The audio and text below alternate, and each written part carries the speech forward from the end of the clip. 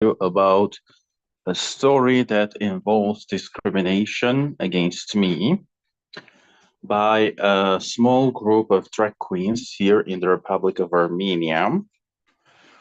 So let me just jump straight into the story and share my screen with y'all. And then on Facebook, there it is. So just a few days ago, I discovered this Telegram channel, Armenian Drag Community. And I wrote to them. I just watched a few videos they posted. Now the channel is private. Actually, they made the channel private after this conversation and after the fact that I wrote about this. So let's see. And we can see the date, I think. Well, okay, 24, no. Oh, yesterday, but this was a few days ago, like I think around 4 days ago. So I was like, hey there, I'd love to get involved into your shows and perform. Can I do that? And they're like, hey. And I'm like, my drag queen persona. And I sent them my drag queen YouTube channel, Sofia Shanti Om. I'm also a drag artist. I'm making videos and stuff with my drag queen persona, Sofia Shanti Om. And then they are like, here at Armenian Drag Community, we believe in free Palestine. So no. This was their answer. So they discriminated against me because of my pro-Israeli stance. And my response was, and you'll speak against discrimination later, huh? So they basically discriminated against me because of my political or social stance, because of my worldview. So this is a clear example of discrimination. And interestingly, even in the penal code of the Republic of Armenia, we have an article that says discrimination is a crime. So they discriminated against me. And later, those people will speak against discrimination. They will speak about the importance of being inclusive, diversity, and stuff like that. But in action, in real life, this is how they responded. And that's very hypocritical of them. And I'm asking them, do you also support Afghanistan, Pakistan, Saudi Arabia, Iran, and other conservative, homophobic, and misogynistic states, or just Palestine? If not, why?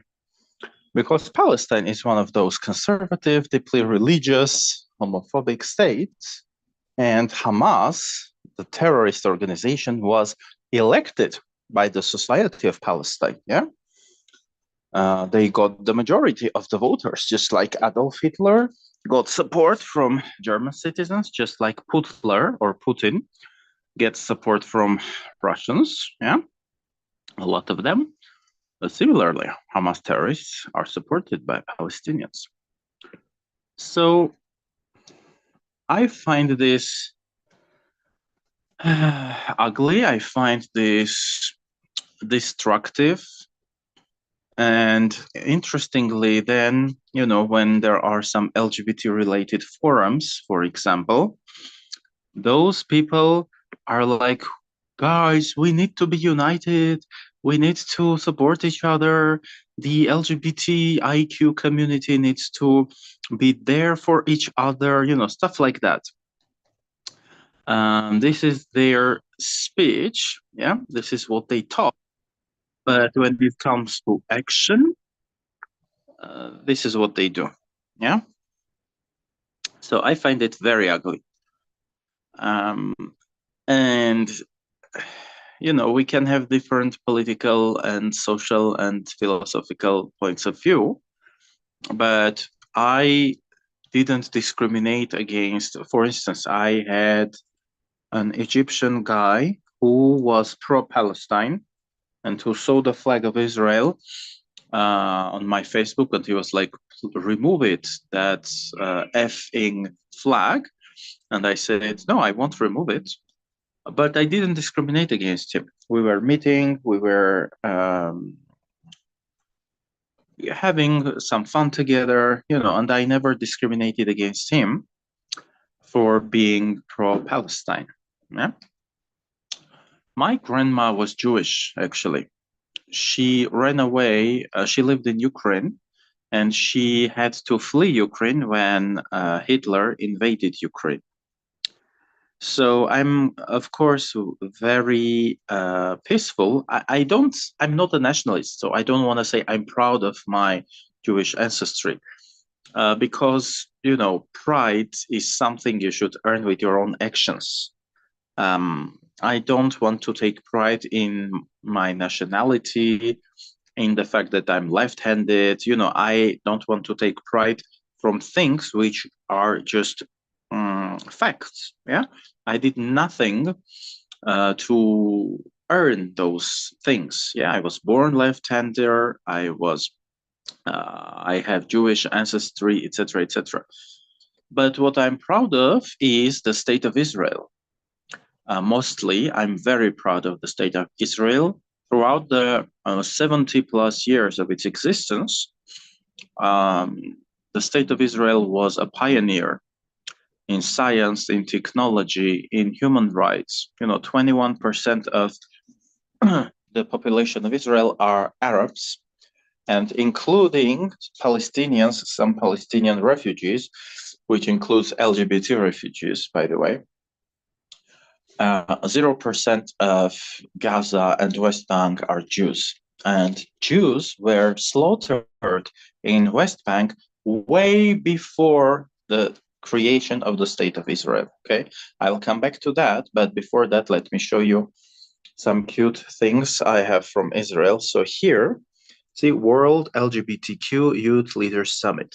And on this photo, we are in the Knesset, in the National Assembly of the State of Israel in Jerusalem. And we have the Magen David, the national Israeli flag with the colors of LGBT flag. And there I am. And show me one state in that region where people can do the same. And here we actually were greeted by two different political parties. I don't remember their names. This was in 2014 maybe, or 2012. But two different political parties greeted us. In my country, in the Republic of Armenia, we had a transgender woman, Lilith Martirosyan, who had a speech in the National Assembly, and she was chased away.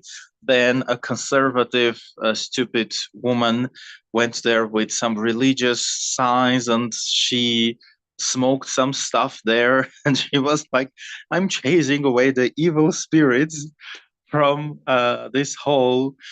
And we had the only gay-friendly pub in the Republic of Armenia, the IY, which was firebombed years ago.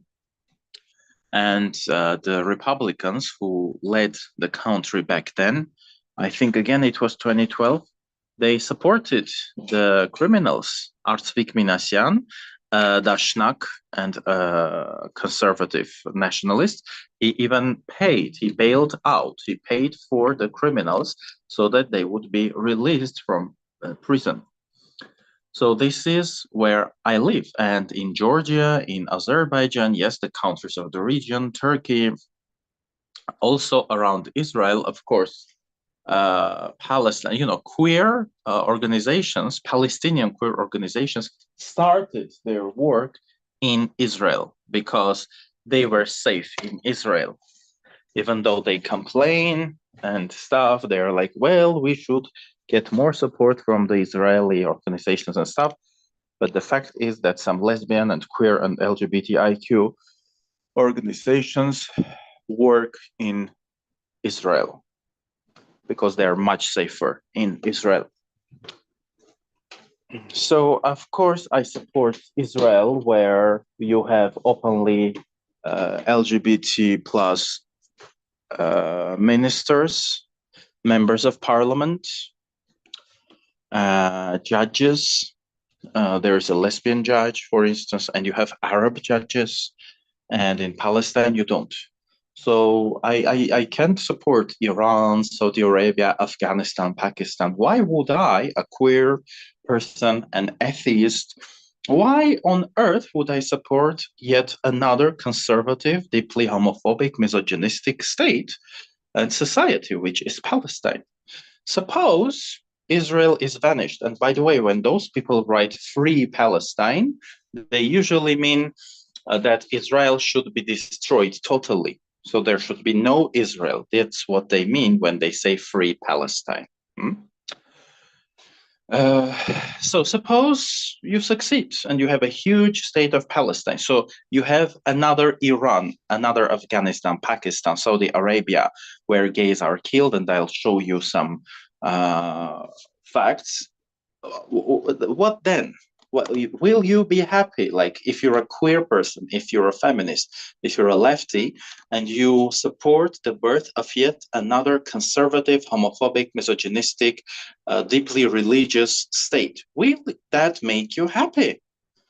What do you think will be born from a society which supports Hamas? And last October, when we saw all the atrocities that the peaks of Hamas committed against the peaceful population of Israel, we saw that it was not just it were not just the peaks of Hamas. There were lots of Palestinian civilians which kidnapped people, which held hostages in their homes. Even a respectful doctor was keeping hostages, Israeli hostages in Gaza.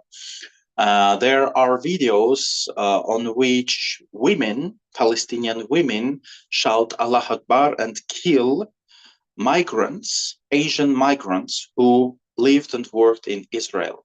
And hundreds animals were killed in Israel because they belonged to the Jews. So, and it was not committed only by Hamas. It was also committed by lots of civilians, including women civilians. And what do you expect from such a society? Of course, it will be new North Korea, new Putleristan or Russia, new Iran, etc., etc. So let me show you some proof regarding LGBT people being persecuted and also killed in Palestine. So look at this, 7 October. So they have a thing for the month of October. I don't know. 7 October 2022, just a couple of years ago, just 2 years ago, guys, a gay Palestinian, Ahmad Abu Maya, beheaded in West Bank. And this is not Gaza, this is West Bank, guys. Of course, we have hate crimes across the globe, but beheading a person just for being gay, and this is what this guy was beheaded because he was a gay Palestinian who was seeking refuge in Israel, just like many, many gay Palestinians do, because they are persecuted and treated very badly, raped and murdered in Palestine. So just 2 years ago. And here's another thing. So they killed one of their own, a Hamas leader, Ishtiwi, because they were saying that he was gay. Yeah. So also what we read, Hamas continued to persecute and torture other men accused of gay sex. Even if you're just accused of gay sex, they would you would be persecuted and you would be tortured. And of course, those drag queens that discriminated against me, can they perform in Palestine? Of course not. They will be accused, they will be persecuted, they might be raped and murdered. Of course, they can't perform in Palestine. There are no gay clubs in Palestine. So this behavior is super irrational. It's like, secular Christianity.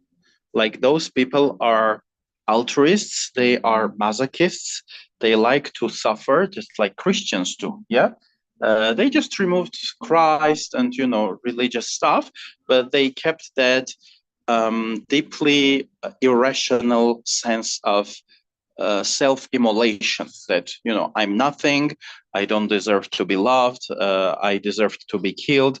In Georgia, in the Republic of Georgia, a few months ago, I had a very unusual conversation, but maybe it is typical for those people.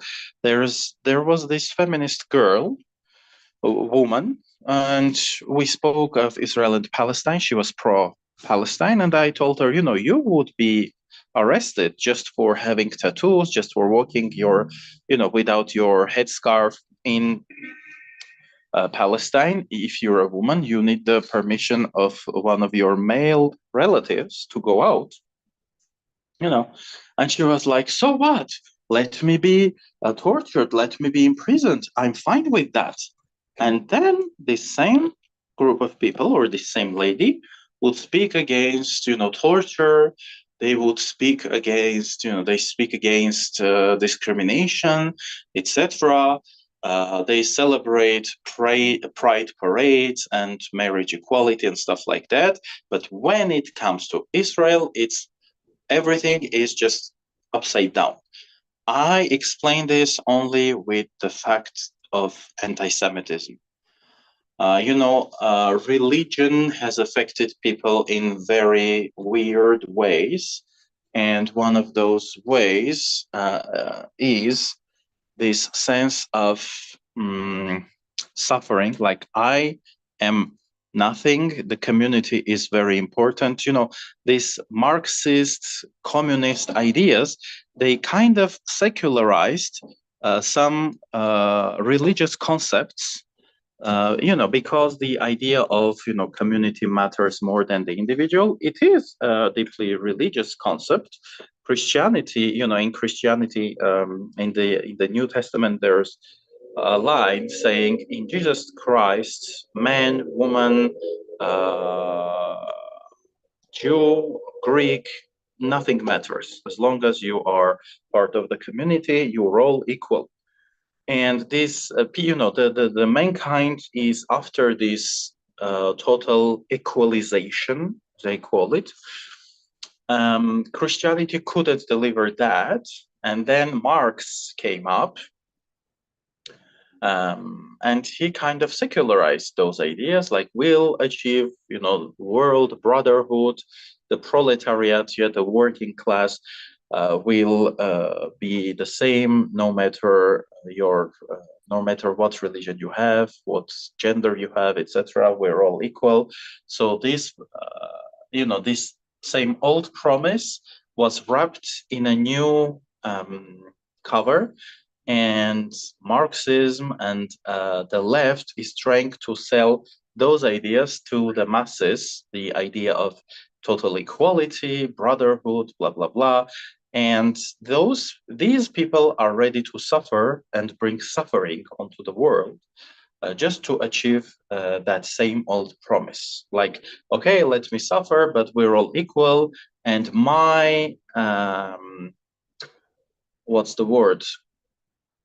People who punish me, people who persecute me, they are equal to me. So, their mind works in a very weird way. They are ready to forgive you, even if you torture them. This is, a very religious sense of masochism, sense of I'm nothing, the community matters, and if my community wants me to suffer, I'm ready to suffer as long as it is for the common good.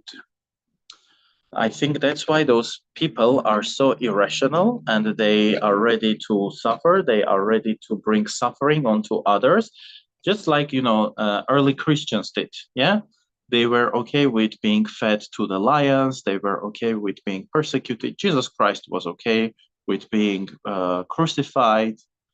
So there is this troubling sense of victimhood. I'm ready to be a victim. And people who are attacking Israel, who are defending Palestine, these are, the same people. It's the same mentality. Like, yeah, Palestine is a state that persecutes me. They are, what's the word? I forgot that. Let me just check those words real quick. Perpetrator. I think one of the words I was looking for is perpetrator.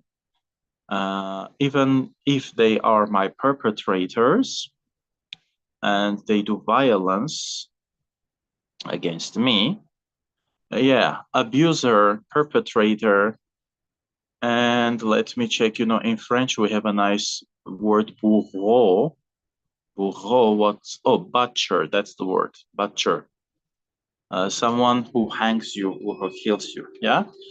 Those people, the queers, the feminists, they support their butchers. They support the abusers who are abusing them. It's funny because when it happens to one person, or sometimes when, for instance, Johnny Depp was accused of uh, maltreating her companion, her female companion, everyone like, oh, he's not worth it. His movies, yes, some of the movies were canceled and stuff. But so when one man does that, oh, that's a crime. But when an entire country does that and it is against the Jews, oh, that's perfect. I support that country. Let them butcher me for being a woman, a free woman, for being a queer person, for being an atheist, a political opposition. I'm supporting them. That's insane. That's crazy. That's illogical. That's deeply religious. That's very leftist, I would say. And it makes me sick. It makes me wonder what those people are after. They are after suffering, just like, those Christians. I think they don't believe in this world and they are worshiping some other world. So it's anti-life, I would say. It's anti-reality, and they are ready to sacrifice this reality for their whims and fears and caprices and dreams.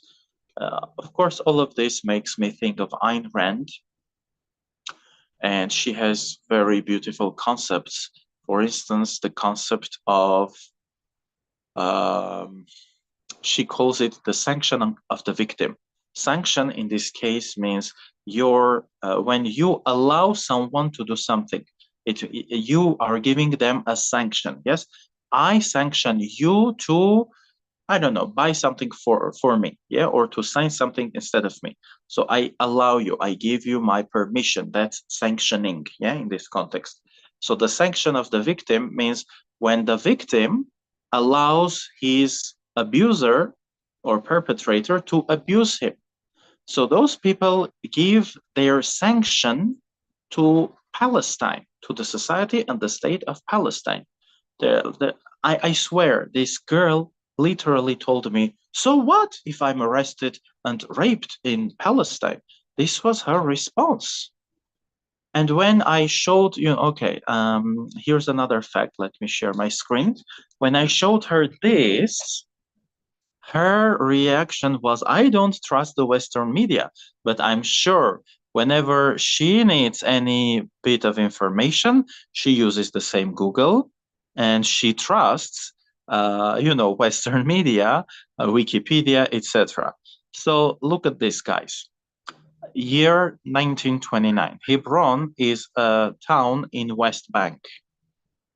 And this, the state of Israel was formed in 1948. Okay, let me show you that when Israel was formed or became independent, May 14, 1948. So look at this, 1948. And then look at this, 1929.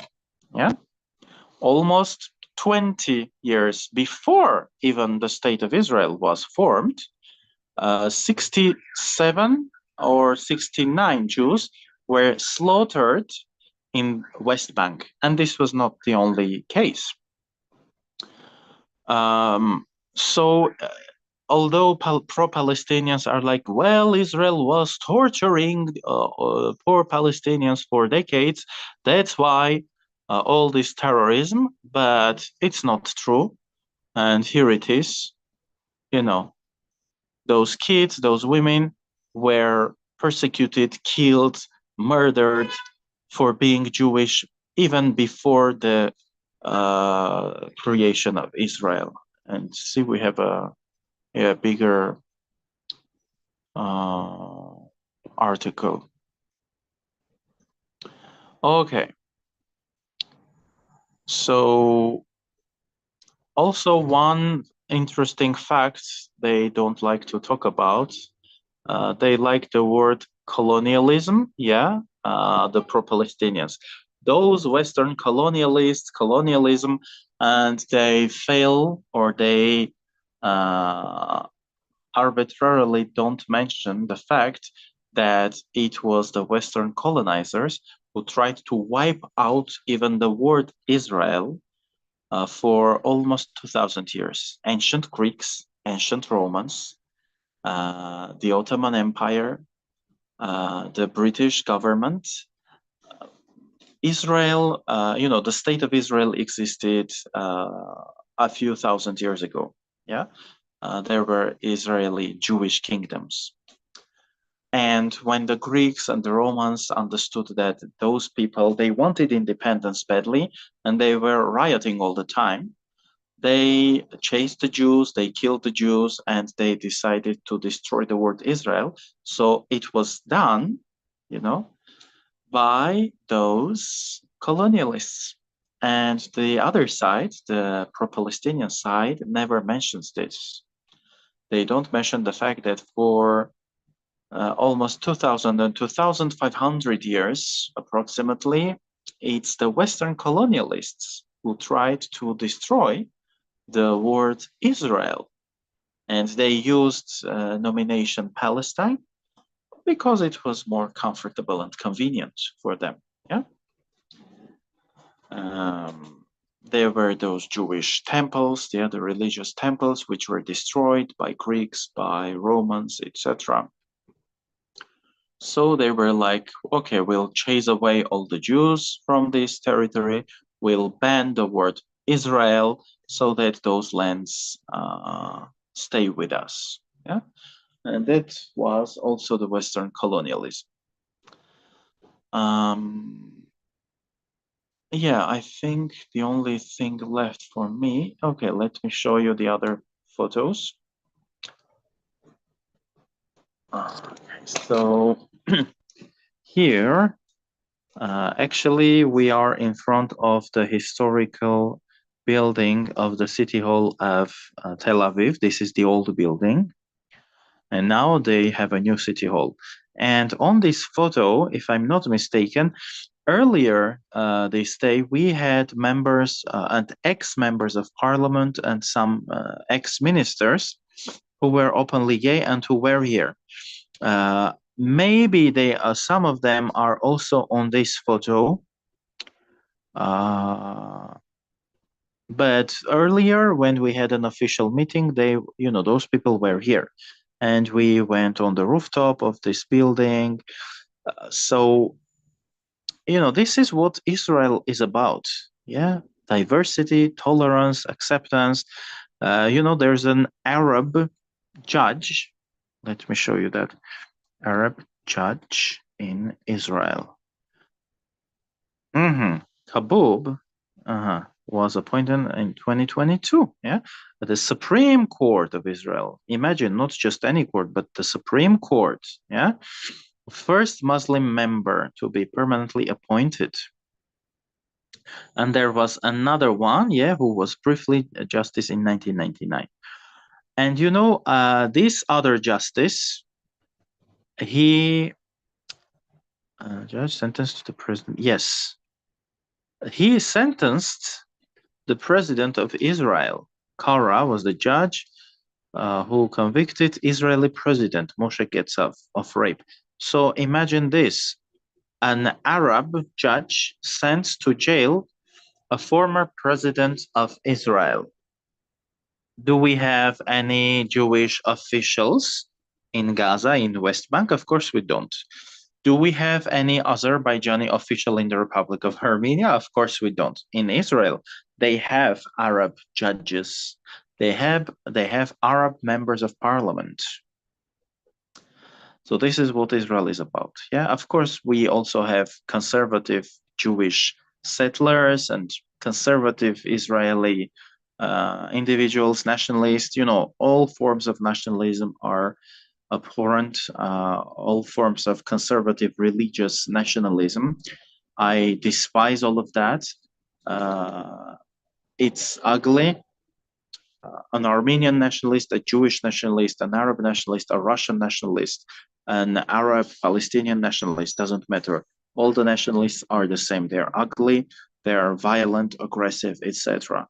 So I don't support Israeli nationalism, but I support the state of Israel. The first prime minister of Israel was an atheist. Can you show me an atheist member of an atheist president or prime minister in Near East or in South Caucasus, or maybe even in East Europe? Do we have openly atheist prime ministers in those regions? Central Asia, etc. In Israel, they had. And I think Golda Meir was the sixth prime minister of Israel, and a woman prime minister. Yeah. Maybe she was the first woman prime minister. Let's check that. Who was the first woman prime minister? Prime minister. Bandaranaike, okay. Sri Lanka, that's interesting. Worldwide, okay. Okay, she was not the first one. So we have this lady. Let's take a look at the second one. No, it's not the resume. Okay, let me. When Golda Meir was prime minister. Okay, from 1969 to 1974, decades ago. Yeah, decades ago, she was a prime minister in the Republic of Israel. Maybe she was the fourth prime minister. Wow. Okay, she was the fourth prime minister, and she was a woman. This is an interesting list.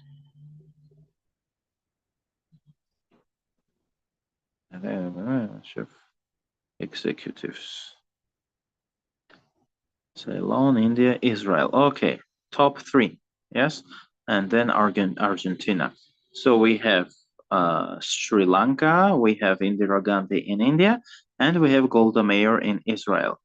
So if you celebrate, this Sri Lanka leader, this India leader, why don't you celebrate this Israel woman leader? A very intelligent lady. Is it your anti-Semitism? Is it your secular Christianity? The sense of the community? Maybe it's the proletariat. Maybe it's all the women of the world, all the LGBT people, all the people representing some political ideals. Collectivism. This is about collectivism versus individualism, I'd say. So people with collectivist mindset, they are ready to suffer. They are ready to bring suffering to the world.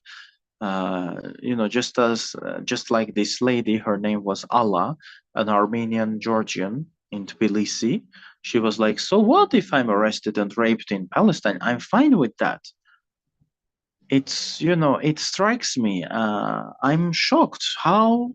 And then, later, she would go to training sessions and she would speak about equality, justice, the fact of, bringing justice to the world. And she's fine with being raped and tortured as long as it is done by the right abusers. This is insane. This is so insane. It's crazy. And just like this queer group of people, of course, you know, these queer people, I think their profile is still not public. Let's just check. Let's just check Armenian drag community accounts. Maybe they blocked me. Maybe they blocked my account. Okay, they are not there, but let me show you their profile name so that you guys can check their profile. There it is, Armenian drag community. Yeah, there it is, Armenian drag community. Funny. They cannot perform in Palestine. Yeah, they can perform in Israel. When we were in Israel, actually, some of the organizers of the World LGBTQ Youth Leadership Summit, they performed as drag queens in one of the LGBT bars in Tel Aviv. And it was so fun. It's so nice. You know, this culture of acceptance. We were even taken to a group of radical pro-Palestinian women in Tel Aviv. You know, so Tel Aviv and Israel, you have so much democracy there that there are anti-Israeli pro-Palestinian groups, including queer groups. And I remember how aggressive these women were against Israel, against the state of Israel, against uh, you know, people who did not support their narratives. They were very young, very aggressive. Some of them had tattoos all across their bodies. Of course, they would be tortured, arrested, raped, corrected. You know, in Palestine, you know, the rapers rape women to correct their sexuality. You know, this is what conservative states do to their citizens. Yeah, in Iran and in many other Muslim and non-Muslim states, those rapes are practiced, including in Palestine. So I remember that meeting, and I wonder, like, how can you not support that kind of society, and how can you go like, this society, this state of Israel is wrong, it needs to be destroyed, blah blah blah blah blah blah. It's just insane. It's just insane. And this group of drag queens who support Palestine and discriminate against me, a fellow drag queen, a very vocal LGBT plus activist in the Republic of Armenia, this is also insanity. So they are hurting the LGBT cause for a conservative state which is persecuting people like them, which is killing people like them. And, you know, look at the Republic of Armenia and look at Israel and Palestine, yeah, like the geographical difference. So they harm the movement, the LGBT movement, the drag queen movement in Armenia for, I don't know, for their irrational quasi, which is almost religious beliefs. Yes, they sanction their abusers. Yeah, they allow their abusers to use them for their sake.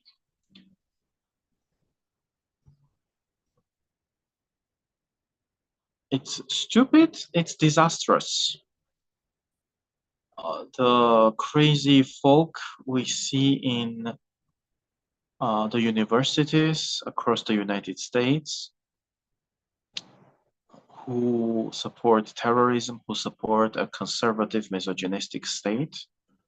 It's very worrying, it's stupid, it's dangerous. So that's it. Leave your comments under this video. Please like, comment, and share if you support these ideas. because I don't get much support in my community, where we have a lot of anti-Semitism in the Republic of Armenia. We have a um, monument dedicated to the memory of the victims of Shoah, the Jewish genocide, and the Armenian genocide. It's a monument consisting of two pillars, one for the Jewish genocide victims and one for the Armenian genocide victims. And regularly, the one that commemorates the Jewish genocide, you see swastikas on it, you see red paint on it, and the synagogue of Armenia is regularly being attacked. We have a lot of Jews, especially religious Jews, who emigrated from Armenia because of conservatism and anti-Semitism. So even my content, yes, when I cover these topics, it's not getting very popular. I don't get many people like and comment and share. Um, So you can help me out, yes, also by liking, commenting, sharing, and, you know, making a conversation around these topics. That's it. Thank you. All the best. High five, and see you next time.